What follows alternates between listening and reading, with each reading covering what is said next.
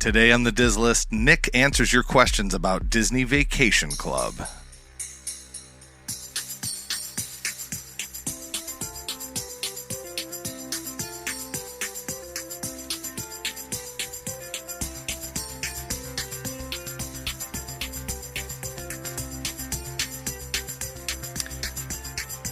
Welcome to Diz List, the podcast that ranks everything in Walt Disney World. I'm Nick. And I'm Rob, and welcome to episode 79, where Nick answers your questions about Disney Vacation Club 2024.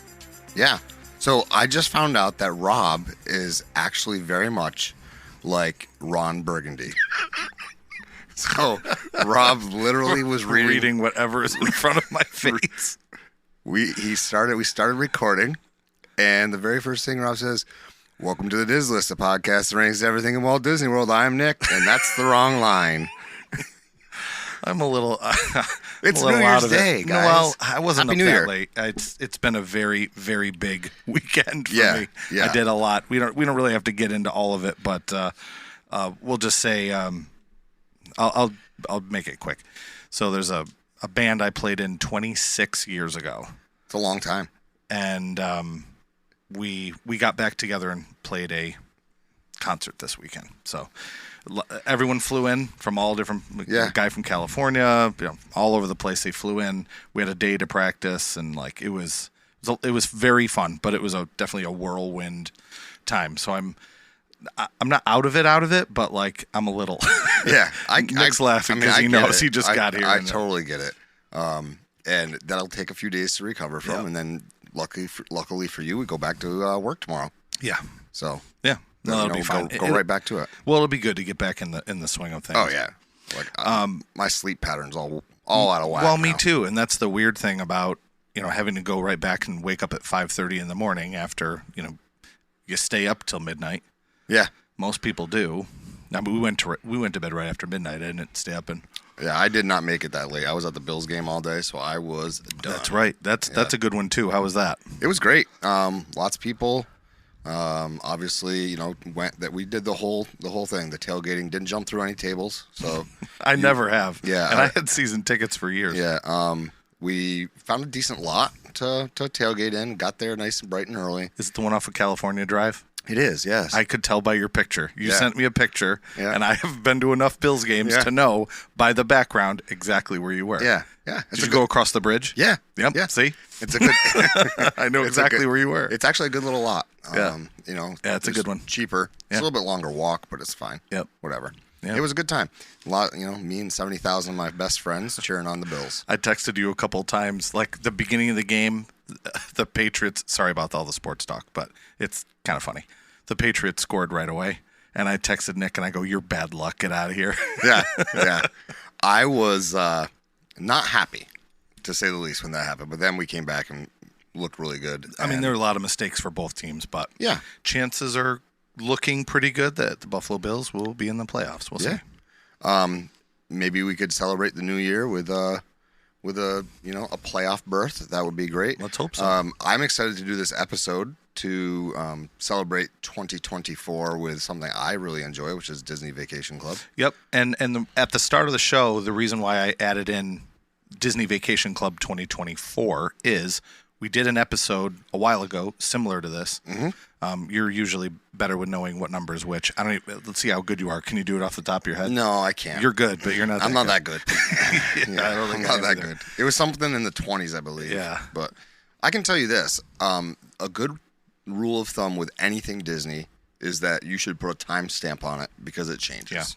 Yeah. And very frequently. Disney Vacation Club is no different. It changes frequently. There's lots of different things that are the ins and outs of it. The little intricacies become different, and everything from what resorts are included to, I mean, honestly, this year they kind of even threw a little bit of a curveball and in some ways added a non-deluxe resort as one of their properties. And Yeah. That's an interesting thing. So, I'm looking forward to talking about the new things that have happened and answer some of these listener questions. I think it's going to be fun. Well, we have a lot of good things ahead for 2024 also. We decided on our last episode that we were going to do a March Madness. Yeah, which that's I think gonna be is fun. going to be cool too. Yeah. Looking forward to that.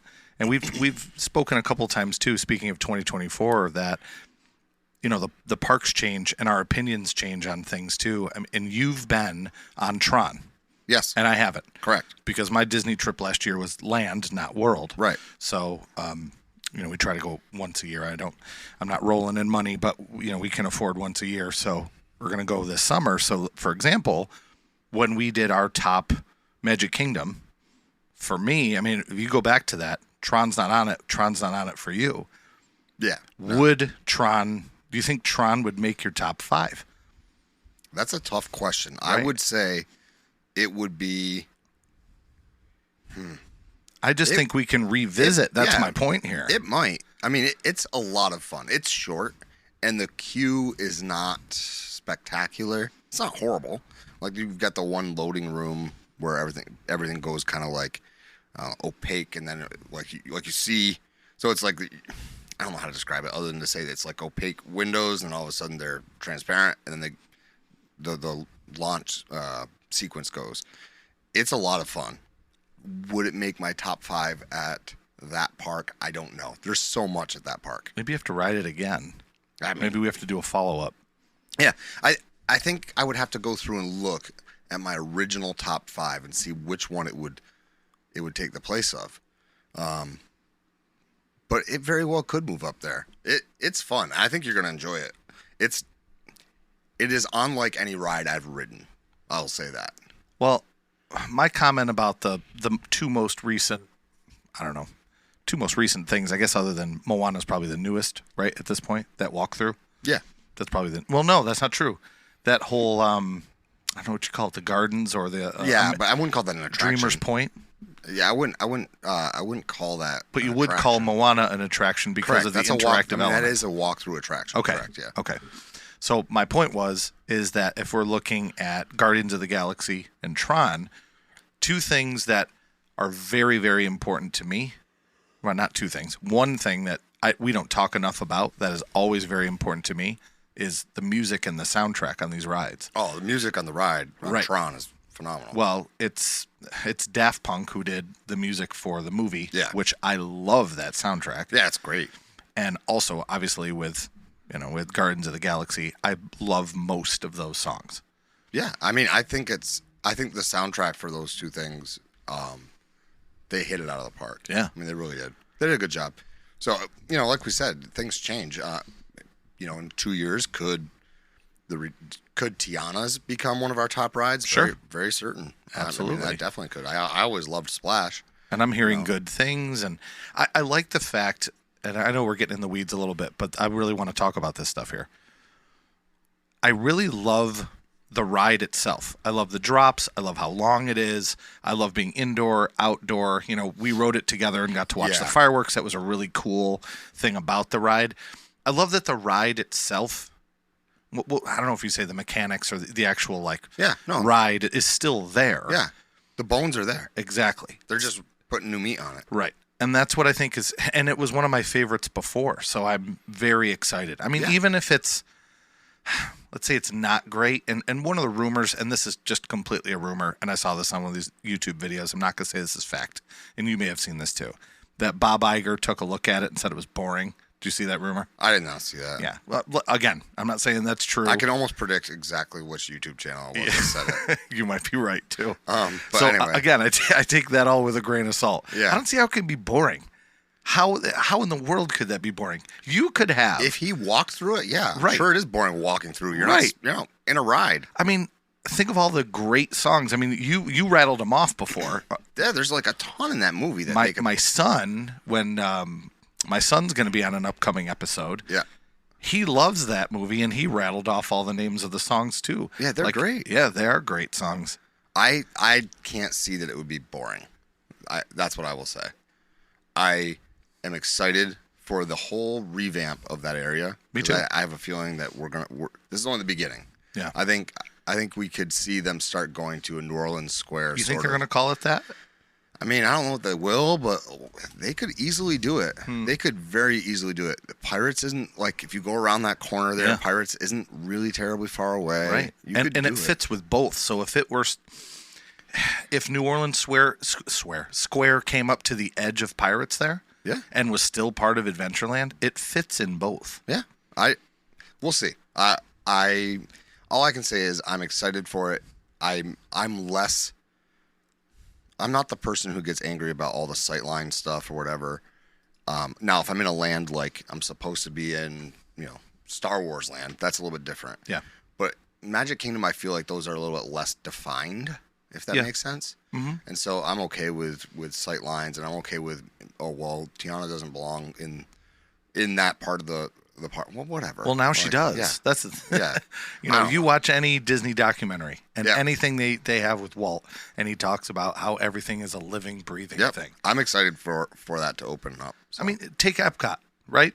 Is Epcot what Walt exactly wanted? I mean, no, because it's not a city. No. People aren't actually living there. Right. So I think there's good things coming. I really and truly do. And I think 2024, my guess, here's my prediction. So if I'm going to make a prediction right here. Okay. On January 1st, right now, I'm going to say that D23 this year is going to be huge. Huge. Huge. Just like massive. And they will have solidified all of the updates. Yeah, I think that there will be massive news coming out at D23. They have said that they're done with Epcot and they're moving on to the other parks, right? I mean, yeah. I still think either this D23 or the next one, they're going to announce they're going to redo Imagination. They have to. I mean, I hope so, but I'm telling you right now, they've already committed the dollars. When do they announce stuff? D23. I'm telling you, it's going to be huge, and there'll be sleuths who are going to find permits and find stuff like that before it gets announced. Yeah. But they are going to have solidified plans, I bet, at D23. Well, and the other thing too is they've sort of tossed it out there that there's going to be what we'll call it the Beyond Thunder Mountain area that loops around all the way to whether it's Villains or not. They can find permits for that, but I doubt that permit specifically is going to say it'll say like Cars Land. It'll say general construction, or it'll have a project name attached with it. But either way, I think we're going to be having quite the episode at this September when that goes down. So I'm looking forward to it. But I am too. I think 2024 is going to be a great year. I'm excited to start 2024. Me too. And kind of leave 2023 behind. Not that 2023 was bad, just looking forward to 2024. Well, I'm excited to get back to Walt Disney World again because it's really been a while since I've been there. Yeah, the last time you were there was with me. I know. So I've been there since then. So I get it. You did Disneyland and even that was huge. That was major bucket list thing for me. And Disneyland, you got to remember, was what? That was an April trip, right? Yeah, that was right before Splash Mountain closed, and we didn't get to do it. But whatever. Yeah, we've done it. So the reality is you're gonna, when you finally go back, it's gonna have been not just a long time since Disney World, but it's been a long time since you've done anything Disney. Probably one of the longest stretches in. Yeah, it's hard in a while for you. It's hard considering every week we do this, and I think about it, and I've started talks with my wife. My wife is she doesn't like to talk about it too early, and sometimes I'll bring up the Disney talk, and I know when the time is right because she'll reciprocate and get excited. And we did a little bit of planning this week. Okay. We looked into car rental. Thanks to you, the card you suggested is helping us with miles for a flight, and we are paying. As of the points we have now, we're paying very little. Good. So yeah, we're doing pretty good. I think. Awesome. I think we're going to be okay. Awesome. That's great. Yeah. So we got to go to the halftime show, and our sponsor is who's our patron. Our patron sponsor this week is going to be our newest patron. Nice. Craig H. Craig. Yeah, so hi Craig. Cool. So thank you very much. Yeah, welcome Craig. And our sponsor this week and every week is magicmerch.art. Yeah. So if you are looking for some Disney-ish themed merch, I guess is how I could describe it, where it's a nod to Disney without taking and ripping off some IP. Which, by the way, happy Public Domain Day. I was going to talk to you about that. Okay. Does that mean that I can do a drawing of Steamboat Willie? And I mean, I think I can. I mean, our friend Tom Look what he did. I know. Tom from Bull Airs, who I have been talking to this week, he's going to be on the show soon, is doing a whole line of merch, which actually launched today. At noon. Yeah. So if you're listening to this and if it's not sold out, Bull Airs, Bull Airs, like as in Air Jordans. Yep. Go look them up and see what they've got, because I'm telling you, the merch that I've been posting their stuff in the stories because it is awesome. I'm excited for him. Well, I'm going to check it out during the break. So special thanks to Craig. Yes. And please stop over and check out our merch site. Yeah, magicmerch.art. And we will see you after the break.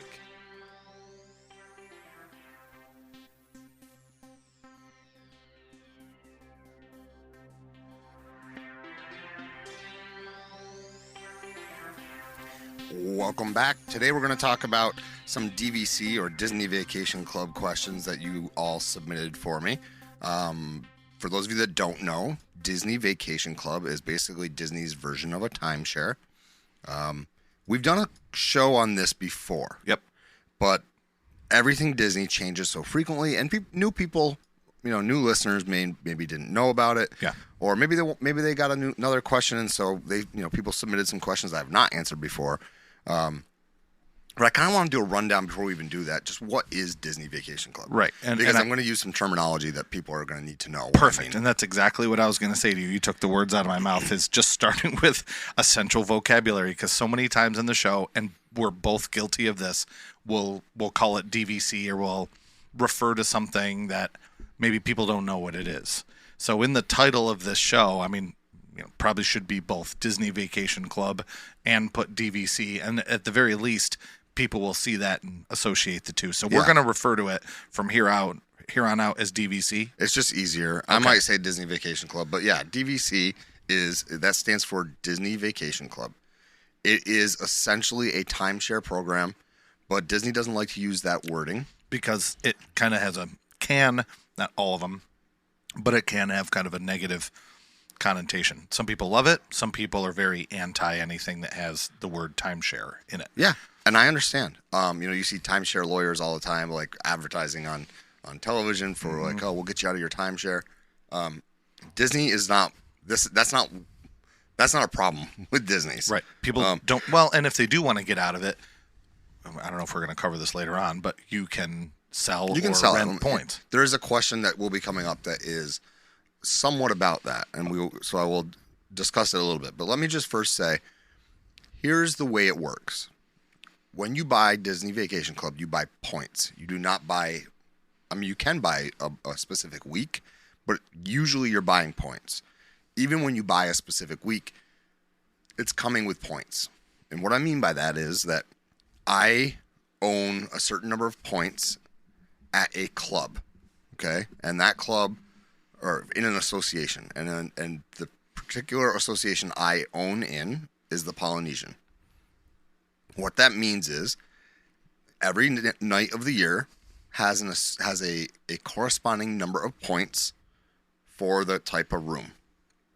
When I book a room, I spend my points on those. I don't have to go for a week. I could go a weekend here, a weekend there, and I don't have to only go to the Polynesian.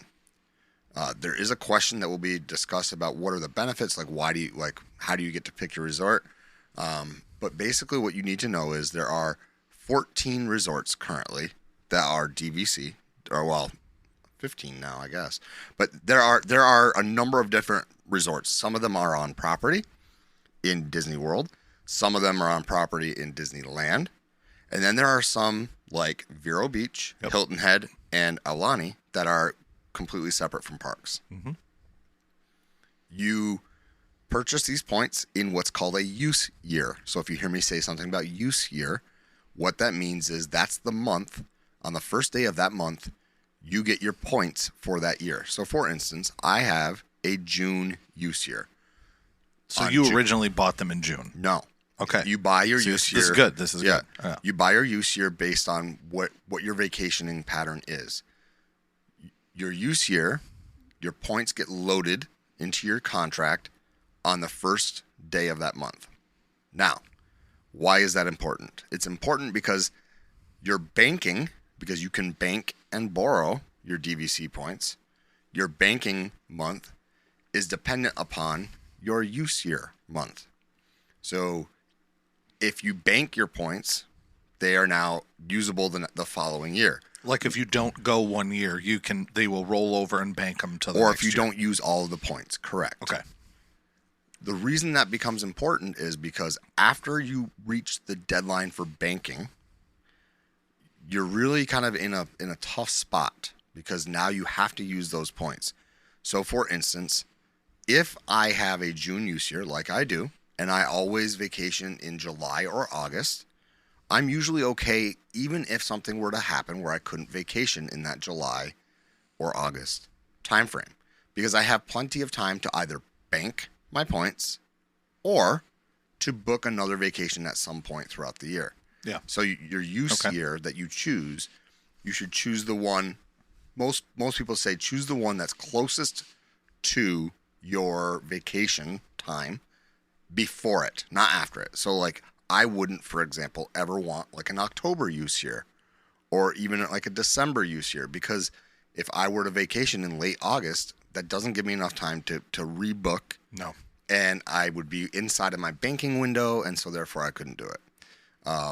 And so that's just some of the stuff you'll hear me mention, as far as like if you hear use year, it means that there's a month, certain months throughout the year that you can have your use year. It's not every month, but like June is one, February is one, December is a use year. But you get these, that's the month I get my points. And my points that I get are currency, essentially, inside of the travel or the vacation club. So I'm going to have you stop me at any point if it's something that you're going to cover later on. So Okay. Stop me at any point. So Will do.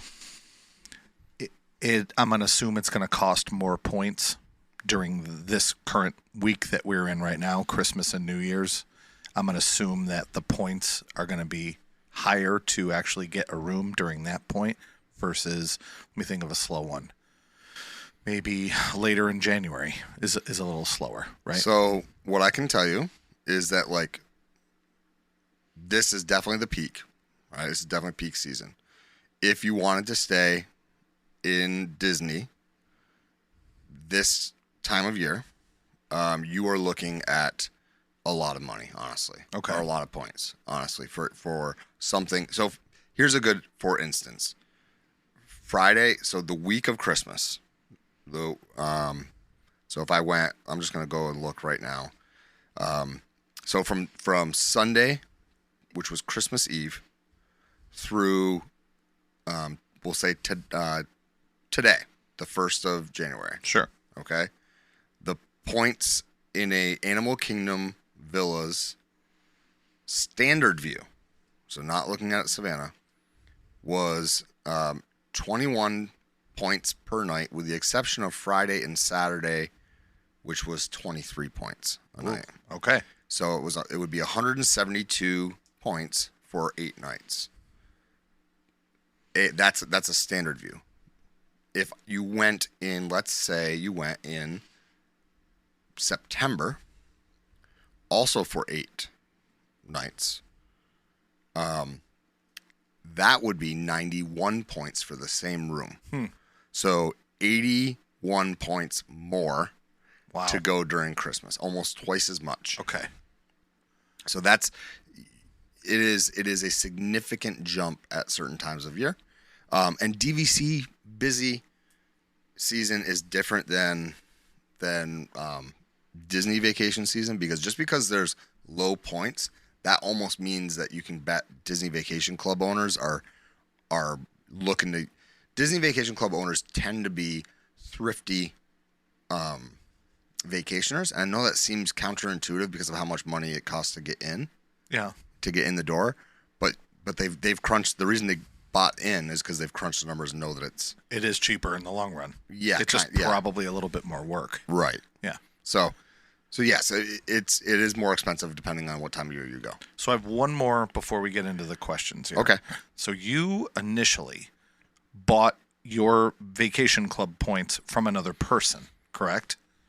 The first time you bought them, is that right? Both times. Okay. So then the opposite. So you can either do that, what you did, and I'm going to have you talk about them both in a second. That's one. Or you can buy them directly from the Walt Disney Company. You can.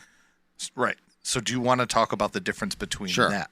So there's two ways you can go about owning Disney Vacation Club. You can buy them directly through Disney, and with that comes certain perks that are not guaranteed, that they can change at any time, that they can take them away at any time. Some of those perks currently for direct owners, people who bought directly from Disney, are that you can go and use Top of the World Lounge, which they have changed to a direct member benefit only. You get, so you're supposed to, if you are direct, you're only supposed to get these benefits if you're direct. And that would be discounts at shopping at Disney, discounts at restaurants. Your mileage will vary with that. There are times when I've been eating dinner at a restaurant and they say, "Are you a DVC member?" And I just say yes, and I don't even think about it. Right, because you didn't buy directly from Disney, it's different. And then all of a sudden they take 10% off of my meal. Oh wow! Without even anything. Yeah, I've had it's happened. Great. And your mileage will vary with the shopping too, because if it's got mobile checkout, like because I'm a DVC member in my Disney account, they already know you get the discount. And like if you're doing mobile checkout, sometimes it gives you the discount. Mm-hmm. It's not me cheating the system. It is what it is. Like that it happens. Okay, your mileage will vary. That said, I'm not supposed to get those discounts. It's supposed to be for direct owners. What I mean by that is that when you buy direct, you're purchasing a contract directly, literally from Disney, the developers, okay? And you're going to pay a hefty sum to buy it directly from them. Yep. Especially if you're buying a sold out resort. So currently on sale, resorts would include Riviera and Aulani and soon to be Fort Wilderness cabins. Yep. And Polynesian will go back on sale because it has just brand new rooms. Right. And then also there's the new tower in Disneyland that are all currently actively selling. So that's only available if you want to buy directly from Disney. Well, no. You can still buy those on the resale market as well. Through Disney? No. Okay. But you can buy them on the resale market. Even though they're actively selling through Disney, you can also buy them on the resale market. Okay. What I will say is that you generally save a lot of money buying resale, but I can't, for instance, book a room at the Riviera because there are restrictions with my resale points. I can book. You can only get Riviera through Walt Disney. If you own points directly, you are allowed to book any resort. If you do not, you are restricted to the original 14. Okay, so let's use me as an example. Yep. Let's say I'm contacting Disney right now, and I'm buying points directly through them. Yep. I can buy from those resorts you just mentioned. And right. Mm-hmm. But they also sell the sold out resorts. I know that's confusing. Yeah. What happens is if I were to go and try to sell my contract, they have what's called the right of first refusal. Right. And they can buy it back from me. Okay. And when they do that, they turn around and sell it, even though it's sold out. So like they'll buy back a boardwalk contract, and they'll turn around and sell it at it's new at like $240 a point, whereas it was where on the resale market you can pick that up for about $135, probably. Makes sense. Is about where you could spend on that. So there's a definite savings purchasing resale, but it's a bigger pain because you have to wait a long time because you have to pass what's called the right of first refusal, or you might hear me call it ROFR. And then in addition to that, you then have to wait for Disney to load your points after you close. So it takes a while. Yeah, it's a lot. It can take up to 3 months. So you got to be a patient person. To buy resale, yes. So or not plan on vacationing with those points right away. The first question from Sherry fits perfectly right now. Okay. And that is, who should and who should not consider DVC. But Which I realize is also a big question because we've also just defined two different things. So when we're talking DVC, we're basically just saying vacation club, and just so everyone's clear, we're not talking specifically buying just through Disney or buying through resale. It doesn't matter. You can do either one. So everything you're going to talk about today, the only difference is what we just mentioned is those few perks that you're going to get from buying from Disney directly. Right. So it's not a huge difference. You're still going to get to go to Disney every year for that price, and right?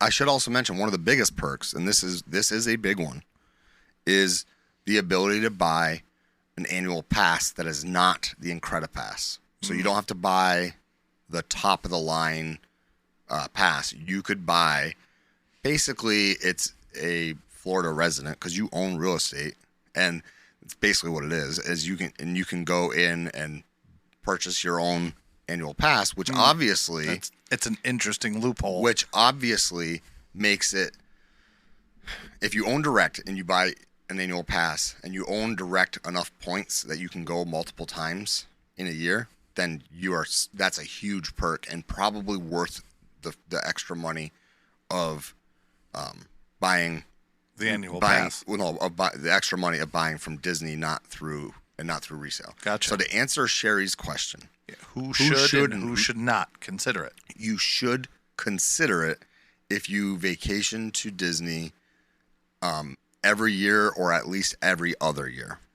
I think that you should consider it, especially if you are a larger family or choose to have more spacious accommodations. So if you have 5 people or 6 people in your family that vacation with you and you go every year, you should really, really consider pricing it out because there is a good chance you would save money. Now, who should not consider it? Obviously, you should not consider it if financially you're not in the best spot. I think you should not consider it if you were looking to finance the whole thing and take the entire finance term of like 10 years, let's say, to pay it off because your interest is going to be over the top. I think financing is fine if you are going to throw extra payments at it, when you can. I don't think you should consider it if you are older, honestly, or if your kids don't enjoy Disney. I mean, these are obvious things, right? But you'd be shocked, okay? Just because you own Disney Vacation Club, your kids are not magically going to start falling in love with Disney the way you do. Right. Okay? Right. But if your kids love Disney, if you love Disney, if you go back year after year, or if you go multiple times a year, you should really consider it. And especially if you're somebody who is a planner, because part of being DVC is you have to plan ahead. You're booking 11 or 7 months out, or more. Not more than 11, but 7 or more months out. Because you can't. But you are booking way in advance. And so if you're somebody who's good at planning and you're going frequently, and here's another one of who should really, really consider it. If you're someone who can travel in the off season. Oh, yeah. And just that is not us. or like at the drop of a hat be at Disney. Yeah. So you have, or if you work remote, or you have a bunch of frequent flyer miles, or you live even in Disney, in Orlando, or in Florida, or in Georgia, within driving distance, and you're like, hey, I wonder if there's rooms available this weekend. If you have Disney Vacation Club, it doesn't have to be for just week-long stays. A lot of Disney Vacation Club owners will do 3, 4, maybe even 5 different trips a year where they are using their points for a 3-night stay. Cool. Or a long weekend here and there, or maybe they are in town for a convention and rather than stay in a hotel room at the convention space, they're staying at the Poly. Whatever the case may be, I think those are the people who should consider it. People who can, everybody should consider it if you financially can and you go frequently. I don't think you should do it if you're only going every 3 years. You should not do it if you're doing it as an investment, which I know leads to another question about it. You should not, because it's not guaranteed. We can do that now. So here's the next question from Caleb. Is it a good investment if you bought them in 2000? Okay. Or would it have increased in value, or is it something where as the rates increase, you have to continue to buy additional points to keep up with the Joneses? So I love this question from Caleb. I love it. And the answer is it is inflation proof.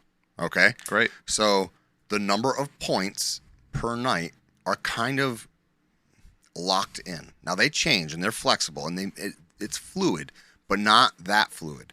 So what happens is when they establish a timeshare association, okay, they establish the number of points. So the shares that they are going to break that up into. So that's why it's points and not dollars. Once it has been allocated, okay, so once they say there's this many points in this association, that's how many points there are. They cannot go back and change that. So unless they add on to the association by adding space, okay? So like on my deed, because I do have a deed on file, on my deed or deeds, because I have 2 contracts, it says what fractional portion of the Polynesian I own, okay? Really? And there are 3 buildings. Do you have that number memorized? I don't. But I'm surprised. It is a long non-terminating decimal. Okay. So it is there are currently 3 DVC buildings and the bungalows. They decided this is how many points there are in existence at the Polynesian. That cannot change until they add the new building. Once they add the new building, they can introduce new points. But because they cannot change that unless they add rooms, it means that finite number is divided by however many rooms. I'll make it really basic. Imagine there's 1,000 points. Yep. And imagine there are 10 rooms. Okay. Well, 1,000 divided by 10, we have 100, right? So basically what they do is they look at how many nights exist in this kind of room, in this kind of room, in this kind of room, and they allocate how many points. So the reason I would consider it to be inflation proof is because people who, for instance, bought at Old Key West, a room at Old Key West is significantly cheaper because at the time that Old Key West was built and made a vacation club property, it was less money per night to stay there, right? Less financial money. And so they allocated the appropriate number of points. So for instance, one night, and I'll go in the middle of summer. For reference, whenever I'm talking about the nights and stuff in this episode, I am talking about a night in the middle of July. Which is kind of what you're used to from looking up anyway. It's not peak. It's not low. It's kind of mid-range for prices of DVC, maybe on the high mid-range. There's like 4 or 5 levels. I would say this is in the high mid-range. Okay. One night at Old Key West in a studio is 11 points.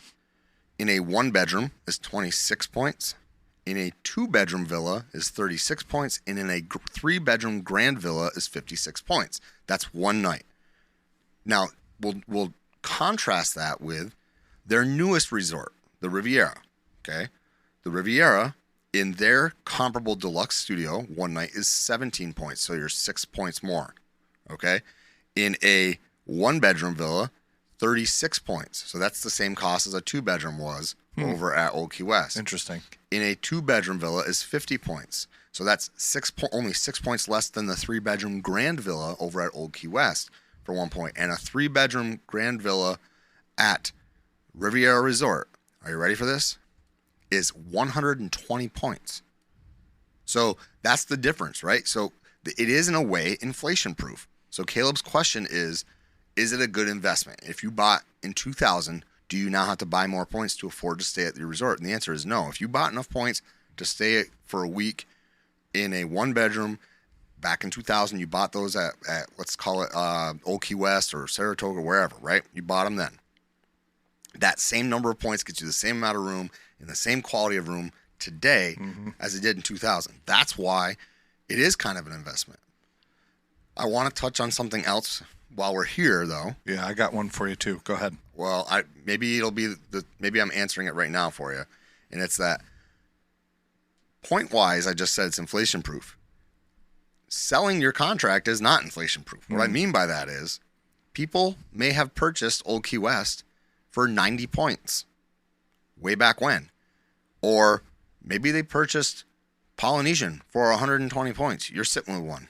Okay? And now that same contract is worth 165. Or, the old Key West is not very far off the 90 because that's for another reason that I think there's a question about later. But you have 50 years to use this stuff. And if you decide, you know what, during those 50 years, Disney's no longer for you because you've changed, because 50 years is a long time, you can sell it. And usually, not always, this is why I'm very careful not to say it's an investment, but usually you can sell it for at least the same as what you paid. You're not going to take a bath on it. Now, that could change. So what you said you had something. Well, my question, and we probably should have covered this earlier, is what are the different types of rooms? You mentioned 4 of them. You mentioned 1 bedroom, 2 bedroom, deluxe, and then there's one other one. So deluxe, So we're not doing this forever. Just give me the differences. No. Because I know 1 bedroom is not literally 1 bedroom. No. There's more than one area you can be in. So go for it. So a deluxe studio is your typical looking hotel room, with the exception of it has a kitchenette. So studio, you think like studio apartment, it's 1 room. It's right. One thing. Yeah, and it's got, so you have your kitchenette, like at the Polynesian, you have 2 bathrooms. But that's where we stayed. We had that when we were at the Polynesian. But so you've got your kitchenette, you've got your usually it's a pull down couch. Yep. Most of them have been converted to the pull downs out of the Murphy beds as opposed to the sofa couch, which are nice, by the way. Sofa bed. It sounds like it's kind of chintzy and the Murphy cheesy. beds are really it's good. Not. My daughter loved it. Yeah.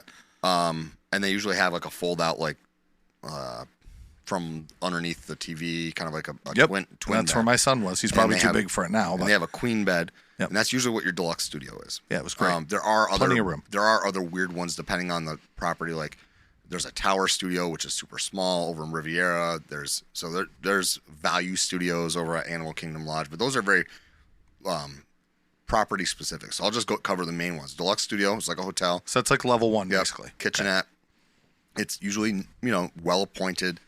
And then you have 1 bedroom. A 1 bedroom literally is what it sounds like. It's got your main area, and then you have a 1 bedroom off of that. So the main area has the kitchenette, couch. No. Okay. In your main area, you do not have a kitchenette. You have a full kitchen. Oh, cool. You have full refrigerator. You have a full stove, sink, dishes, counter, kitchen table, like a dining table. Great.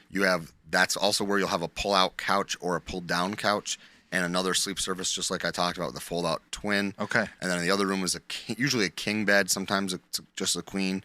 And you have your master bath. Usually in those, you have a master bath and then like a guest bath in those 2.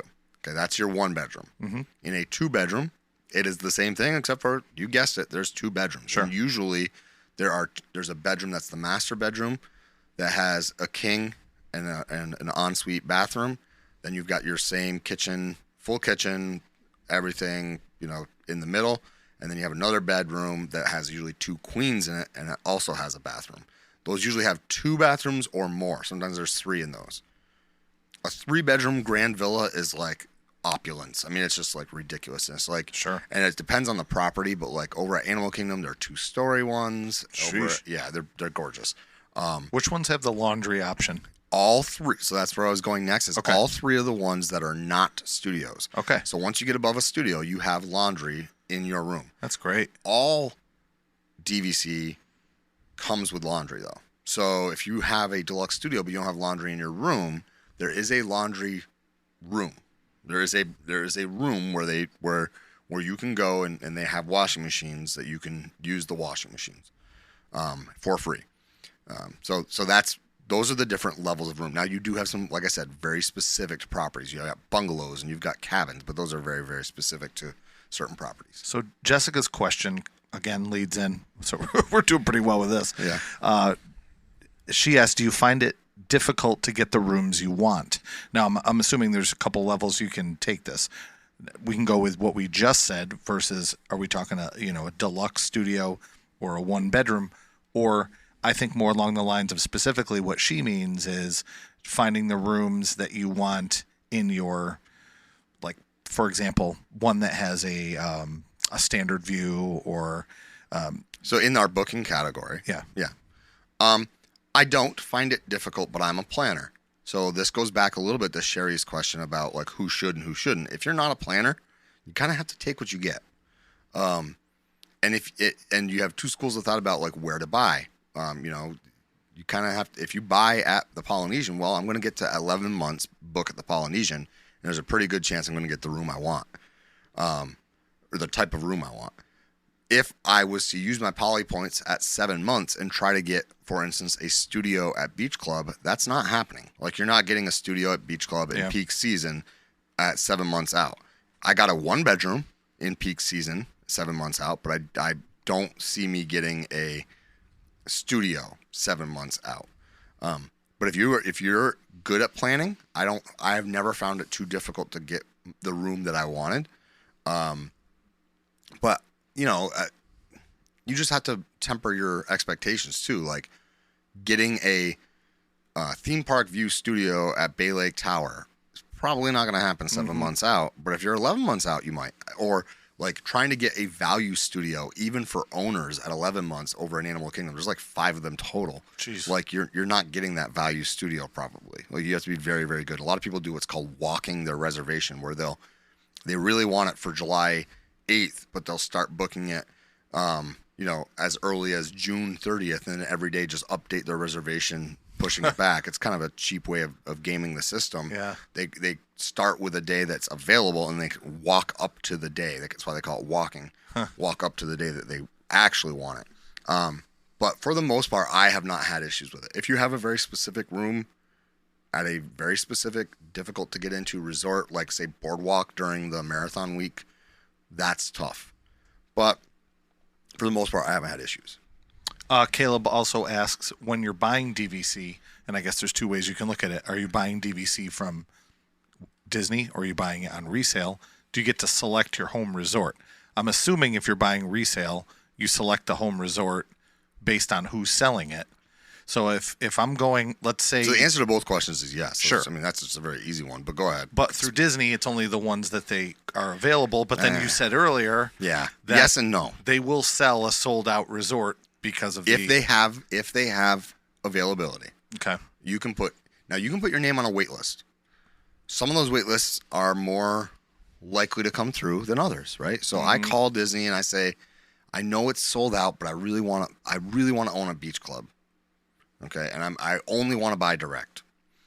They might tell me I don't have any right now, but I'll get back to you. So they call them your guide. So the cast member who works with you will wait until there's availability, or he or she will put into the system, hey, I have somebody who's willing to pay you $250 a point for this beach club contract. You should probably find one to buy off of the secondary market. So they'll find it for you, for the most part. There are other ones that's not happening. Like they're not Grand Californian. That's not happening, right? That wait list isn't going to come through. So this summer, even though your home resort is Polynesian, you can still book. I don't even know if we covered this. This is why I'm bringing it up right now.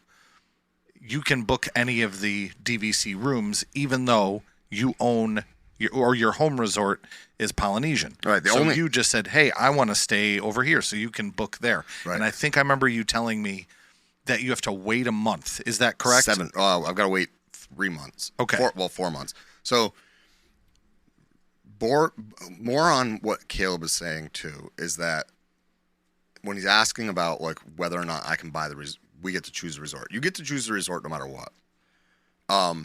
How you choose is more to your question here. Yeah. For me, there's never going to be a day where I'm going to be like, oh, son of a gun. We're stuck at the Polynesian. Yeah. See, I would be the same way. So some people will buy what's called sleep around points, or SAPs. And those are points that they don't really care. They're fine with booking at 7 months. Because like I can book at the Polynesian at 11 months. And that 11-month availability is relatively easy. If I want to book anywhere else, I have to wait till 7 months away from my arrival day. On that 7-month day, I can now book anywhere. But remember, for the last 4 months, the people that owned there had the ability to buy those, or not buy, but to book those rooms. So That said, what typically will end up happening is if you own what's called SAPs or sleep around points at, let's say, Saratoga, that's a popular one, and people used to call it the resort of last resort. I think it's very much not that now, but I used to think it was awful, and I've watched a couple videos. It's looked great now. I think the remodel's amazing. Yeah, but, it looks really great now. You know, and so they would try to get somewhere, and then they might end up getting quote unquote stuck at Saratoga. So for me, I bought at the Poly for two reasons. One, it was really actually very well priced when I got it because of something weird that happened called a global pandemic. And the prices dropped for about 1 month before they skyrocketed again. And so, you know, for me, I bought there because of, one, the price was right, and two, because I'm never going to be upset if I get stuck there. So yeah, I have a 4-month advantage over everybody else trying to book the Polynesian. So here's something we really haven't gone into very much or at all, really. So Jay Blasem says, do you think it's worth it to buy contracts expiring in the next 20 to 25 years? So I love this question, by the way. Because I don't think we've even talked about the fact how long does a contract go for? So a contract typically, when they open a new property, goes for 50 years. So like 2067 is when my Poly contract's up. Okay. Riviera, I think, is 2072. It's a long time. It's a long, long time. Now, I'm not young. If I buy a 50-year contract, I don't know if I'm going to last that long. Yeah. So the 2042s are immediately what came to mind when I saw this question. A 2042 contract would be a contract that you bought at places like Old Key West, Beach Club, Boardwalk, Boulder Ridge over at Wilderness Lodge. Those contracts, those properties are only Old Key. Did I say Old Key West? I can't remember. Old Key West is one of them. So those contracts are expiring in 2042. So the question was, do I think it's worth it? And the answer is, it depends. And I think I replied to them with that and said, I'll go into more detail, but the short answer is, it depends. If you are me and how I'm planning to vacation, what I see my use of those points, no, they are not. It's not worth it.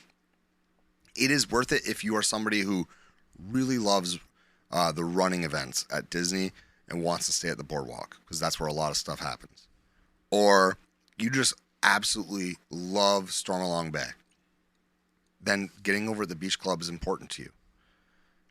If it's a resort you really and truly love, it's worth it. 100%, it's worth it. But just know that unlike my Poly contract, which I can turn around today and sell for more than I paid for it, but it's not always the case. Right, but theirs is starting to see a decline. Right, we're in 2024 now, and so you're looking at 18 years left. Those contracts are starting to show their age, and the price of them is falling a little bit, especially the ones that are off property. So here, Hilton Head, Vero Beach, those ones are really starting to fall.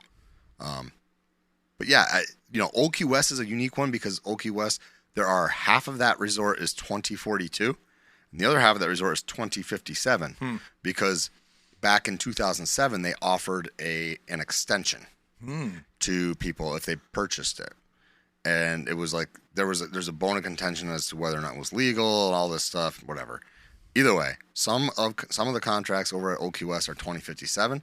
Anything you purchase direct from Disney over at Old Key West is 2057, but other ones are 2042. So it's going to be interesting to see what happens at the end of those. But yeah, my answer is still it depends. You have to ask yourself how much you're planning to use it. How willing are you to recognize that in 18 years your entire investment will be gone? It will be, with the exception of the memories.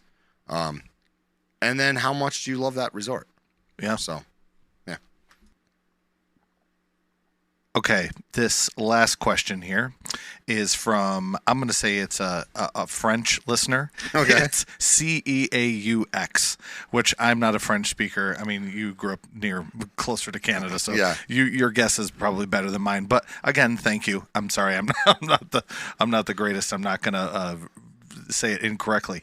So this one is interesting because I can identify with this quite a bit too, because this is something that I did. And I'll read the question and then I'll kind of give my follow-up and I'll let you ride from there. So for someone looking to rent or, rent DVC points from a member, what are the times of year where points are most readily available to rent or buy through either an individual or a third-party site? They say they've done it before successfully, but got denied 2 or 3 dates before they landed on some points to buy for the Polynesian in January. Now, this is something I have done, but total transparency, I rented points from the guy sitting next to me, which is it's just essentially pretty easy. I think, personally, my 2 cents on everything DVC is that I needed to at least get my feet wet a little bit. And I know that, like, baby steps is already just renting from Nick over here, who had extra points. And that's how we did it when we went together. But I could really see myself renting again and then at some point ending up getting a contract. So if you're someone like me that's like, I don't know if I want to jump in and do that, try this. Try doing something that's a rental. So back to the question, when are the times of year that you think points are going to be most readily available, is essentially sums up the question. But I just wanted to add in my 2 cents because this is where I'm coming from the other end of it. So. Yeah. I mean, first off, let me tackle the first part of that, which is the renting piece in general. In general, I would recommend anybody who's going to Disney who wants to stay in a moderate or better resort to consider renting DVC. It will likely be close to the same, if not cheaper, than staying rack rate or cash in the room. The other thing I want to say is that it's also dependent for this question. It's dependent upon where you want to stay. I think you'd be able to get a stay at any day. For any day at Disney World, you'd be able to get points to rent. That said, you may not be getting the room you want. Okay. During race weekends, you probably aren't going to be able to rent points to book Boardwalk, to get because it's kind of the middle of everything. Right. I mean, you really don't. I mean, that's what people love to say. At the holiday times, you are not likely to get points at Copper Creek or over at Boulder Ridge because people love staying there during the holidays. It is beautiful in there. So that is some of what you will experience, or it's not going to be easier. I think it's dependent upon the resort, and I think it's dependent on your expectations about where you want to stay. If you want to stay at Old Key West, I would be shocked if you could find a day where you couldn't find points to rent. If you want to stay at Saratoga, I would be shocked if you couldn't find points. Honestly, I would be shocked if it wasn't a race weekend that you weren't able to find points to rent to stay at Boardwalk or at Beach Club. A good thing to do is to go and follow some of these third-party sites. I'm looking at them right now. Yeah. DVC Resale Market. We're not affiliated with these people. No, and I'm on David's now just because it's the first one I thought of. David's, DVC Resale Market, those kinds of places. Go to one of those places, and when you go to that place, what you can do is you can see not only put your name in for points you want to do, but there are also what's called guaranteed reservations. They are already booked. So somebody booked a vacation and said, I can't go, or I'll be honest with you, there are some people who will book a vacation during a very popular time of year and know that I will not have a problem renting this out. So I'm going to post it on David's or on DVC Resale Market. And you can also follow them on social media because a lot of times they'll post stuff there. They're guaranteed stuff.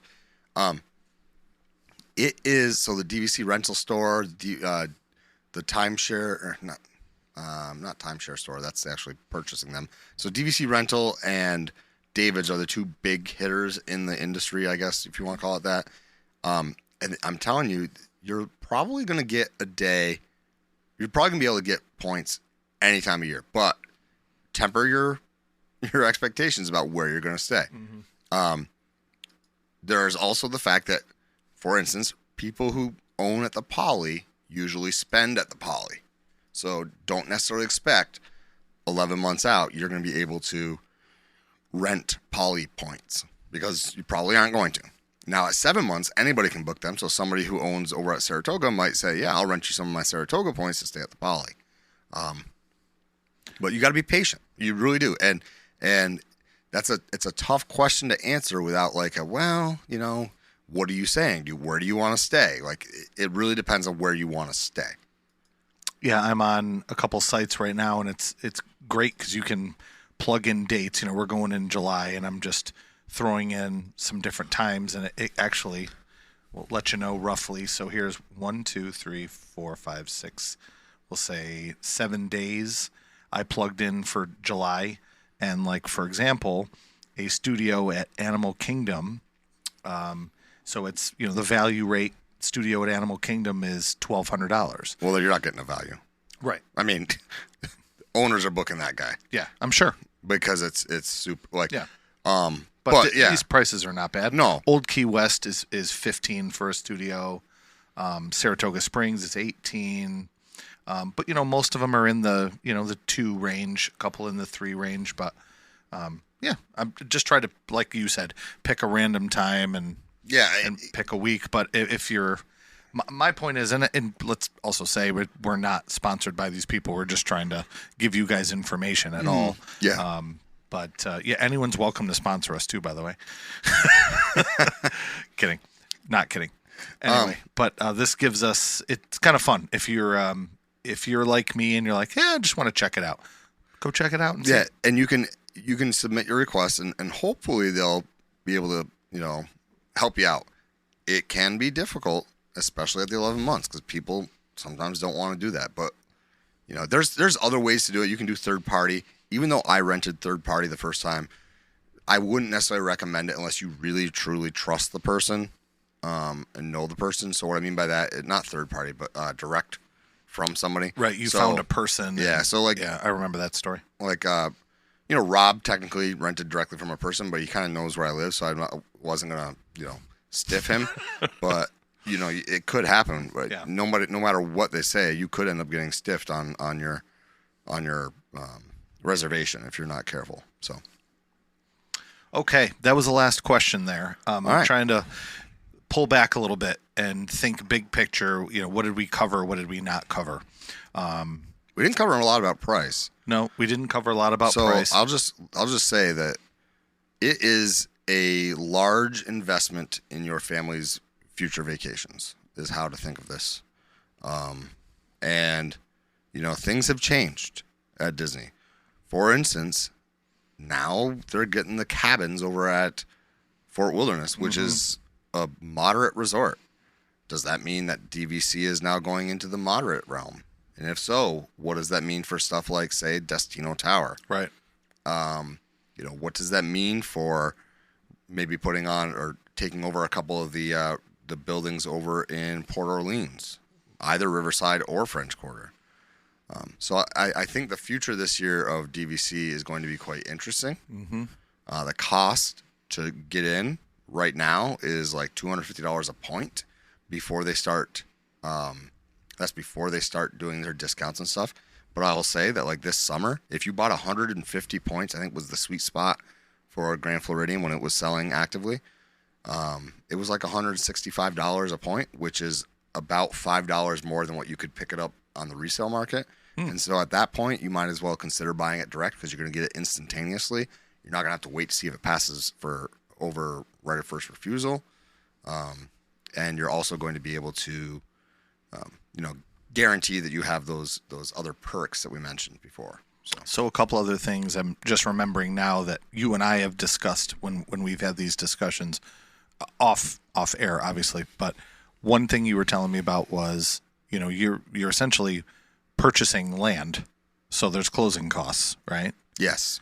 There's closing costs, and then you have dues. Can you talk about those two things quickly? We haven't covered that. Yeah, so dues are what you pay every year, which is like your operations budget. Basically helps pay for things like the cast members who clean, the cast members who work the front desk, maintaining facilities, parking lot. Yep, all those things that come with owning property.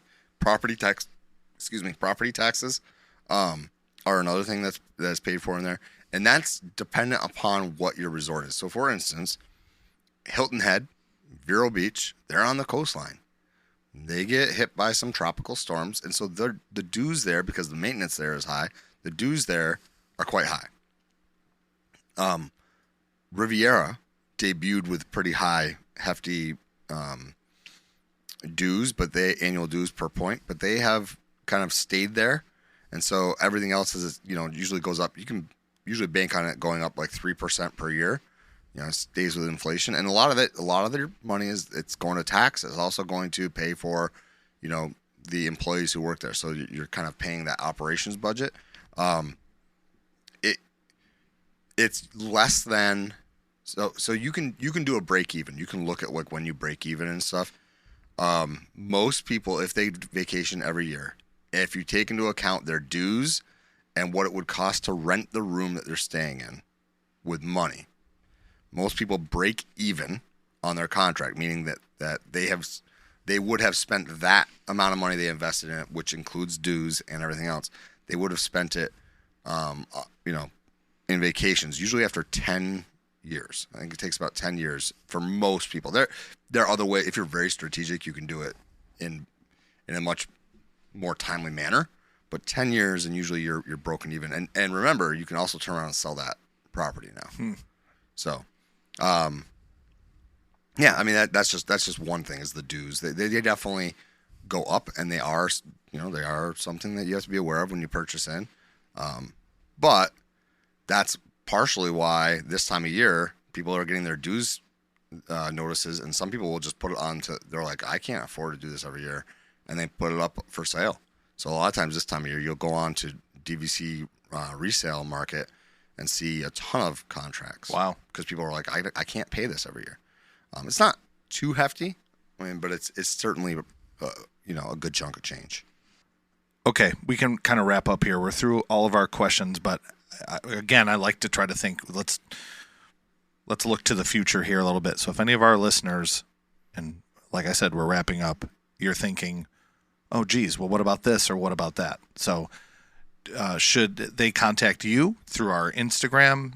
Are you okay with answering questions? Yeah, Is absolutely. That okay? You can email us, if you want to, dizzlistpodcast@gmail.com. Okay. You can go to dizzlistpod on Instagram and message us there. You can, comment on, when this post comes out, you can put a comment. So it's like an open forum type of question. Right. Then it could help other people too. Yeah. And then if it's something where you just want to learn more, right? And I know I like to learn. We do it all the time, learning via YouTube. All the time. And it's a great educational tool. Yeah. I tell kids all the time, maybe you should YouTube how to do that problem instead of like the skateboarding bulldog videos you were looking up last night. Those are pretty good though. So I need to teach my bulldog how to skateboard. You go to DVC Fan on Facebook. They do a good job. And DVC Fan, so that's a group. And then DVC Fan also has a YouTube channel, and they do some fun stuff. Sometimes they're ranking stuff, kind of like what we do. They'll be like, okay, what's your favorite resorts? Why? Cool. Sometimes it's just news of the day. But if you go through their back catalog, you will find stuff about like DVC 101. Okay, and what's up? Like, how does this work? And I like those 101 videos when you're just kind of dipping your toe in the water. You can go to the Diz boards, which we're not affiliated with any of these people, but you can go to the Diz boards. They have a board just for DVC stuff. You can probably search through and find answers to I questions. guarantee you there's like subs on Reddit that are about it. I'm not really on Reddit, but like I guarantee you that if you are on Reddit, you can find DVC stuff, and people would. Look, DVC owners are a very willing bunch of people, as are most Disney people, to explain stuff and kind of, make sure you understand what you're getting into. Nobody wants you to go into this, if you're thinking about buying, not knowing what's up. Yep. So, definitely reach out, please. And if I'm not getting back to you quick enough, you can go ahead and go to those YouTubes. Okay, I'll get back to you, but But, I mean, if you want just a wider breadth of knowledge, I definitely don't know it all about DVC. I know a lot of it, but I don't know all of it. That's for sure. Mm-hmm. Well, I'm glad we did this episode again, and I think we can do these from time to time. And again, new year, we appreciate everybody listening. We appreciate our patrons, Absolutely, our casual listeners. If this is your first time listening and you were searching for information on DVC, stick around. Bookmark us on your. Go back and find our other episode on it. I can't remember which number it is. I'll try to remember to put that in the show notes though. It's okay. I would be part 1. I would be very impressed if you remembered that. Yeah, I think it's in the 20s. But so. Any last words before we wrap up here? No, the only thing I would say is thank you so much for listening and Happy New Year. We're recording this literally on New Year's Day, but this is the first episode you'll hear of the new year. We're really excited for the things to come, and we can only do it because of you. So we really appreciate it. Go check out magicmerch.art and check out some of the apparel that we've got up there, and make sure you're following us over on Instagram or Twitter. Usually I'm on Instagram most, so at DizlessPod. But it's a great, big, beautiful tomorrow, and tomorrow's just a list away. Tune in next time, and we'll see you real soon.